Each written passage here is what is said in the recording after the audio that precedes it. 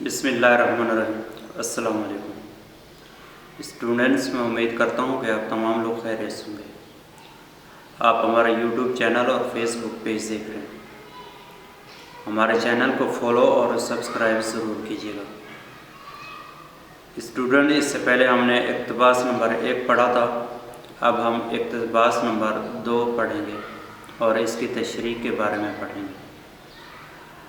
دوسری اقتباس ہے ہمارے پاس، کیا ٹر ٹر کرتی ہے ہماری تالہ میں یہی لکھا ہے کہ روز لکڑیاں توڑیں اور سر پر دھڑ کر بازار میں بیچیں، تب لون روٹی میسر آوے۔ یا ایک روز جنگل سے بھاگ لے جاوے، لے اپنا کام کر، ہمارے ہاتھ حاتم کائے کو آوے گا اور بادشاہ سے اتنے روپے دلا دے گا۔ عورت نے ٹھنڈی سانس بھری اور چپکی ہو رہی۔ اسٹوڈنٹس، یہ ہمارے پاس اقتباس تھا۔ اب ہم حوالہ سبق و مصنف پڑھیں گے۔ اب یہ اقتباس میر امن دہلوی کی شاہکار تصنیف باغ و بہار اس کے جز سے لیا گیا ہے، جو ہمارے نصاب میں سیر دوسرے درویش کی ہے کے عنوان سے شامل ہے۔ باغ و بہار سے ہی اردو نثر کا باقاعدہ آغاز ہوتا ہے۔ اسٹوڈنٹس، اب ہم اس اقتباس کی تشریح پڑھیں گے۔ آپ نے غور سے سننا ہے۔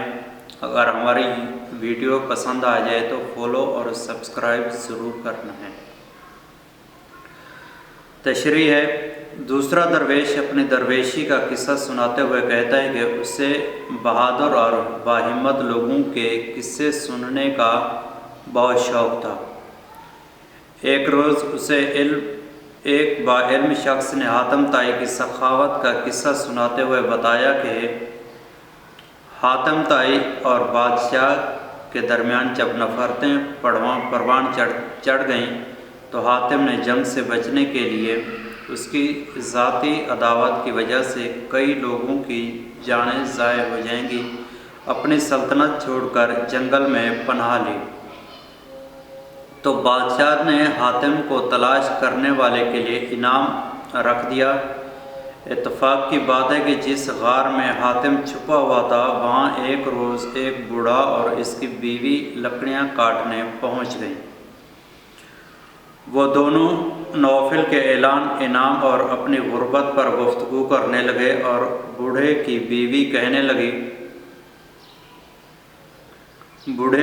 کہنے لگی کہ حاتم ان کے ہاتھ لگ جائے تو انہیں انعام حاصل ہو سکتا ہے، جس کی وجہ سے ان کے باقی زندگی آرام گزرے گی۔ اور اس پر بوڑھے نے اسے برا بھلا کہنا شروع کر دیا اور کہا کہ اسے تو بس بیکار کی باتیں کرنی آتی ہیں، ان کی قسمت میں تو جنگل کی لکڑیاں کاٹنا لکھا ہے، اور اس کی بدولت انہیں روزانہ پیٹ بھرنے کا موقع ملتا ہے۔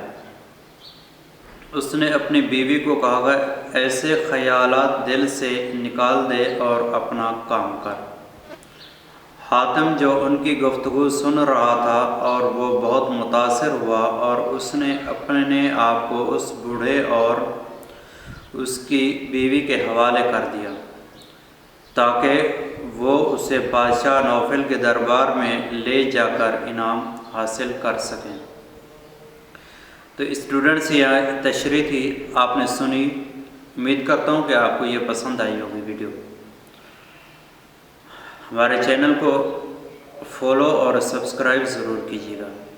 شکریہ۔